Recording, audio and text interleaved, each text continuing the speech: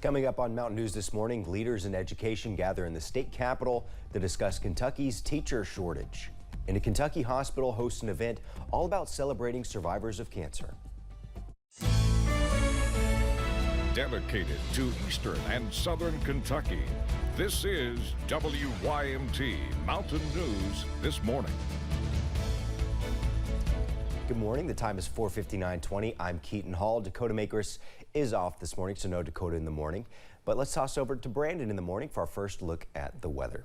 Well, Keaton, we're glad to see you back. We know you went through a little bit of illness here recently, so we're glad to have you back with us on the morning news. And we are not glad to be seeing what's coming our way a little bit later today. Let's take a look at live pinpoint Doppler radar. It's already started in some areas, some pop-up showers and storms into parts of Breathitt, Floyd, Martin and Pike counties this morning, spilling over into West Virginia.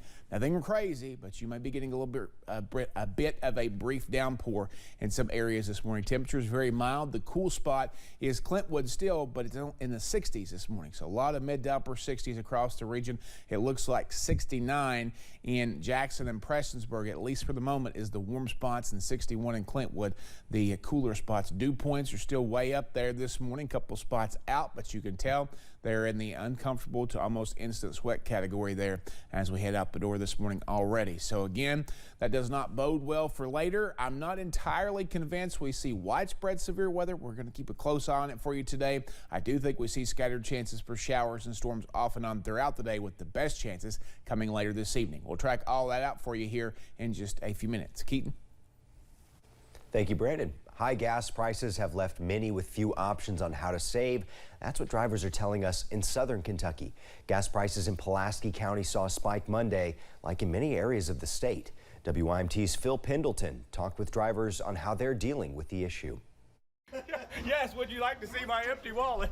Tim Hackney is spending almost $100 filling up his truck that isn't even on empty. I'm feeling the pain, brother. It hurts. Hackney travels from Cincinnati to Somerset once a week. And I have a few cows and small farm, and I come down once a week. It's $85 up and back before I do anything.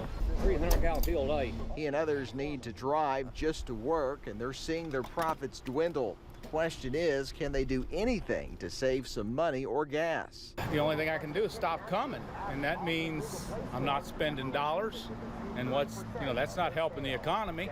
On average in Pulaski County, what I've been able to see, most stations are selling it now at $4.79 a gallon. However, a few have edged past the $4.80 mark, such as this Shell station on US 27. The gas station employee says she doesn't see drivers cutting back anytime soon. People say going places is just necessary for what they do.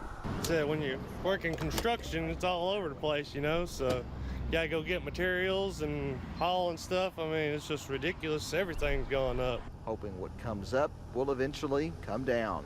In Pulaski County, Phil Pendleton, WYMT Mountain News.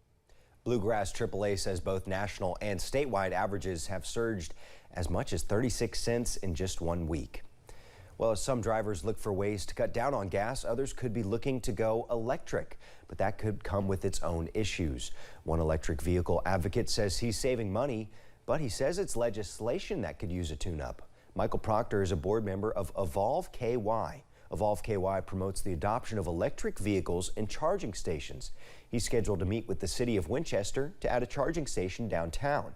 Proctor wants 12 more charging stations around the state installed before July. We want to make sure that they understand what's at stake here and give them all the information they need to make a decision as rapidly as they feel that they can make it. Proctor says EVs make up just 1% of all vehicles on the road in Kentucky. He also says there are some potholes on the road to going full EV. Those roadblocks include a shortage of computer chips for production and a lack of state tax incentives for purchasing an EV. Several professions are dealing with worker shortages in Kentucky, with the teacher shortage among the most dire. On Tuesday, education leaders met in Frankfort to discuss the ongoing problem. Kentucky Education Commissioner Dr. Jason Glass told lawmakers they need to prioritize keeping teachers and attracting more to the profession. He says more than 30,000 Kentucky teachers are at risk of leaving. The highest numbers are among new teachers and those nearing retirement. We have seen an increase in the use of emergency certifications for unfilled positions, so that's another indication that our traditional pipeline isn't delivering enough teachers to meet the market. Glass adds factors like COVID-19 stress, added responsibilities, and low wages are contributing to the shortage. He outlined potential solutions, including implementing teaching career pathway programs, giving districts more recruitment resources, removing barriers for obtaining certifications, and paying higher wages. Baptist Health Richmond held a drive-by celebration in honor of National Cancer Survivor Month. This is the second year organizers have hosted the event, giving out flowers and encouraging survivors to fight and live life to the fullest.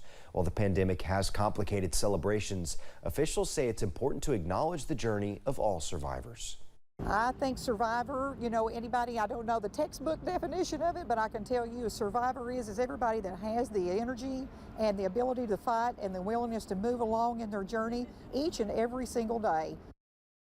Baptist Health Richmond hopes to continue this annual event in the years moving forward. Several events at other facilities have been held to remember those who have fought and are still fighting cancer. Moonlight Pathways in Pikeville is hoping to create a path to pride for Eastern Kentucky's LGBTQ+ community.